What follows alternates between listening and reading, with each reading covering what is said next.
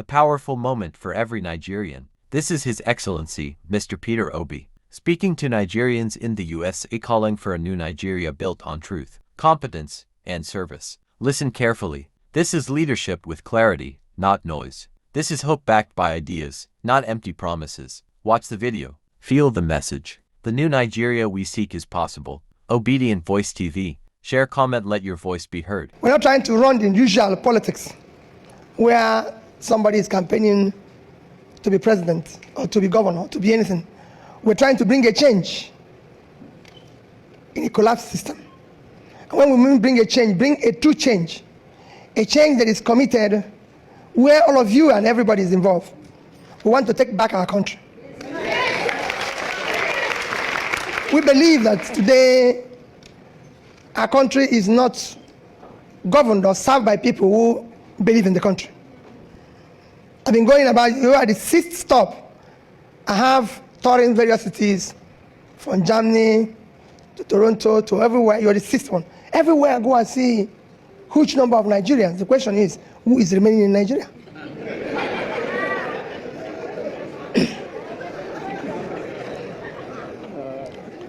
Those who are remaining are probably those who couldn't get out. And as I go about, I ask myself a question.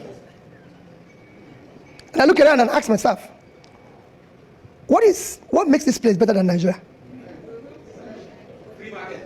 We have free market, actually. We have very strong free market policies. We have better weather. We have better environment. We have better food. Everything, we're family, we're better people, I can tell you. You can be hungry in Nigeria and your neighbor can give you food. If you're hungry in America, nobody's going to give you food. So we have everything. So what is wrong? How did we get to a stage where today nobody wants to go back there? How did we get to a stage where we have millions of people in a country that is so blessed with everything hungry? How do we get to where the place has become one of the worst places when you talk about terrorism, kidnapping, all forms of criminality? How did we get where, if you refer people who are unemployed in the world, we're there? What happened? This is a country. In the 80s, most of you went to school in Nigeria, and I'm proud to say you're Nigerian. In the 80s, you cannot compare Nigeria with China, with Korea, with all these countries. We have 3 times the reserve of China. Today, I have 3 trillion. These are countries that we cannot compare us with. People used to come from Saudi and everything to patronize our teaching hospitals and everything. So how did we get here? Indians were all over the place in Nigeria, teachers, Philippines and everything. Today, we are going to India. We want to just escape to anywhere, no matter where it is. How did we get here? All you are seeing in Nigeria today is cumulative effect of leadership failure over the years. The only thing that Nigeria lacked is leadership. And that is the leadership that brought us where we now have the highest number of people living in poverty in the surface of the earth. Where we now have the highest unemployment. Where we now live in fear of insecurity. And we don't know where. And some of you who are lucky to be here, as I said, are faced with double tragedy. I will explain it to you. So what are we trying to do? Is what part I've explained to you. Ours is that we can take this place back. We can fix it. This looks difficult. Countries have gone through this. It's mentioned to you about what happened in India. It happened in Brazil or South America. We're in a total mess a few years ago.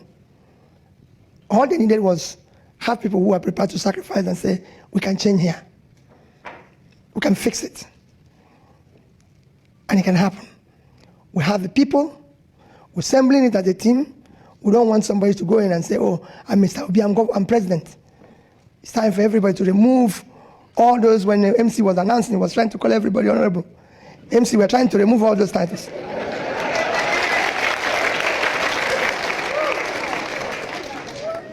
We want to remove the fire. We don't want to call people Excellency again in Nigeria. because there's nothing excellent there again. We don't want people to be distinguished. When I came in here, like I said to every other place I've been, I saw people, but I noticed that maybe it wasn't you people, because I'm not happy. And I thank people of Sadia that we're doing this in the church. That's actually where we should be now. So wherever I go, they've been trying to celebrate or sing, and I said, no more celebration in Nigeria. It is time for us to get to work and fix the country. The potentialities are there. It's going to be difficult. Extremely difficult. Let nobody kid you. The next government is not going to be easy. It is going to be difficult. Very, very difficult, because your country is bankrupt. You don't have resources again. If you listen to next year's budget, it will frighten you. Somebody asked me this morning, everybody been asking, Peter, how do you think this will work? How do you have a situation where, just to give you an example, the first 4 months of this year, January to April 30th, our revenue is 1,063 billion naira. But our expenditure within the same period was 4,720 billion. So if you minus, the deficit is 3.1 trillion. So how does a business that spends 3 times its revenue survive? How are you going to do it? That's what everybody's asking. Peter, do you think this can survive? My answer is very difficult, but the business can survive. It can survive. We're borrowing money. Our next year budget is going to be about 18 trillion, and we're going to borrow 11. Again, the question is, how is this business going to survive? And I told somebody earlier this morning, I said to him, the business will survive. Businesses have come back from bankruptcy, even in America. What it needs is that it needs competent managers who have the capacity and vision to run it, and can understand that it will no longer run the way it's been running. Managers that can understand that this is time to shut down the cost. Managers that understand that you can no longer continue the consumptive way the country is going. The country must go into production. People who understand that you can no longer borrow money for consumption. You borrow money for investment. That is the only way you can come back alive. And that's what we need. But to do that requires a lot. Prof, I've told you about foreign investor. That is my main topic with you who are here. Why am I going around talking to you, pleading with you? One is that you are the main and number one and most important foreign investor the country requires. Nobody, no foreigner can come and invest in Nigeria unless you come and invest. And you're investing to save yourself. Because what are you doing today? Your case is a double whammy. You've run away because you think things are bad. That's why you're here. You didn't come here because you want to be here. At least 70% of you. That's true. You came because you ran away. But what is even worse for you? You ran away and you are not in a problem. Because here you are working very hard and you can't live in peace because the people you left behind, you have to take care of them. So you have a crisis. Because if you're left on your own, it would have been better. But now, for every 10 calls you receive, it's 10 problems, if not 11. And you can't say no. Because even if you hate them, you will not sleep. Remembering that they are there. They're hungry. You become everything.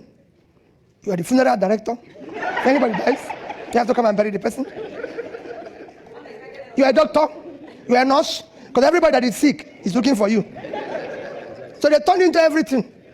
And that's why you don't even have peace. So your problem is more. So you have a duty. If you fix there and it's working, then you reduce your own pressure. So you owe a duty to fix there.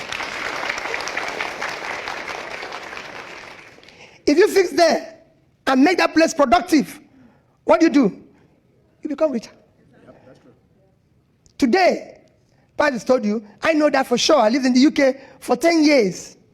My neighbor, I live in number 66. My neighbor was in 64. Because things started working well in his country, in India, he went there and built a factory. The factory employed people from his area. They were producing, they were being paid salary, and he was exporting the goods to the UK and making more money. All these tech companies you see in India, those who started them started from here. So in their own case, they were investing, they're making money, they became richer. In your own case, you're throwing money because you're not a welfare officer who is throwing his money there, and you're not getting anything. So you're becoming poorer, and the other people are not doing anything because they're not producing anything. So you're going to live your life and die doing welfare. No. If you have the place to work and it becomes productive, you are the first people who are going to come without your resources. That's what my neighbor did. He borrowed money from UK, mortgaged his house, took the money and built a factory. But you know today, everything you take back there is gone. No return. Nothing. Have you ever taken anything back and you saw any return? No.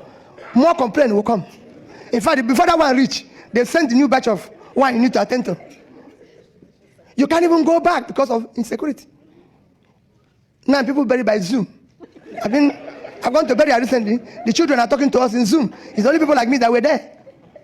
So you see the crisis you face. So you must fix there. Because the problem of there is just leadership. Simple. Nothing else. Not anybody tell you, oh, there's a problem with that. There's no problem with Nigeria.